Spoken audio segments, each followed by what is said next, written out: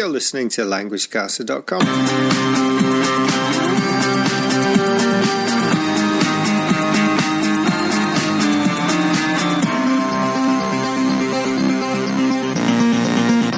there and welcome to this Learn English Through Football podcast.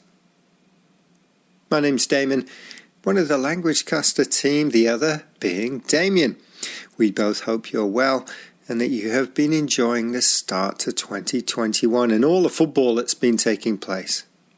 In England, the FA Cup third round has just been played, while in Japan, where I am based, they've just had the All Japan High School Tournament, which are always big matches here.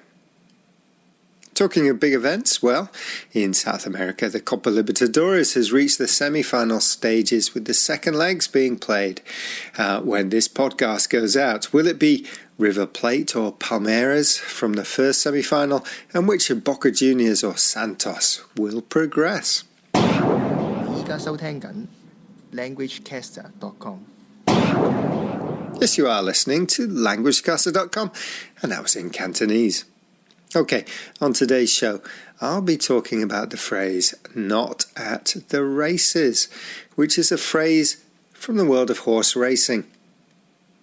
So the races in this phrase originally means horse races.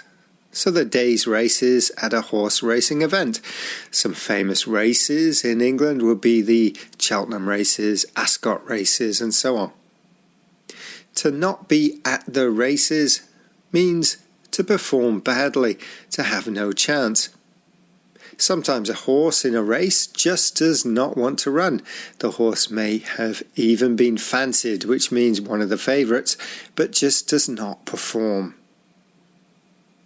In football, the race is the match, and if a team is not at the races, they, like the horse in the original phrase, does not play well and is usually beaten. This team's fans will complain that they just weren't at the races today.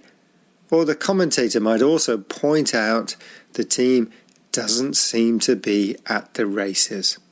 Here's an example taken from a picture title on talksport.com.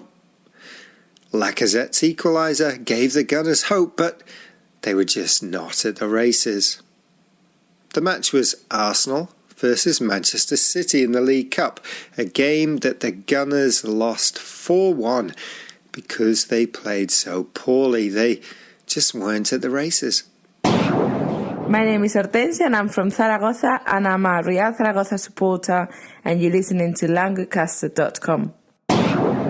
Another phrase which is also about describing performances and is also from the world of gambling sports is out of the traps. This phrase is from greyhound racing, dog racing. The traps are the cages the dogs wait in at the start of the race. The race starts, the traps open, and the dogs spring off, chasing a fake rabbit. If the dog is slow out of the traps, they start badly. If the dog is fast or quick out of the traps, they have a good start. In football, this phrase is used to describe how a team starts a game, well or badly.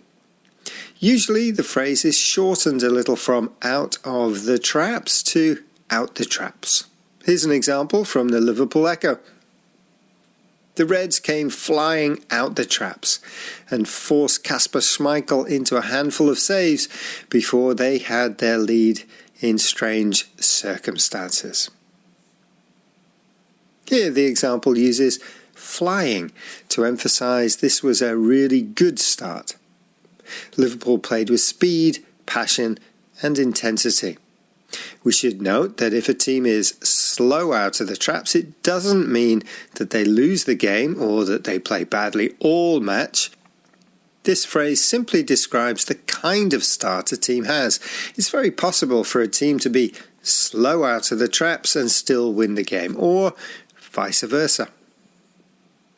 Okay, two football phrases that talk about how a team is playing. The first, not at the races, usually means a team loses the game because they play so badly.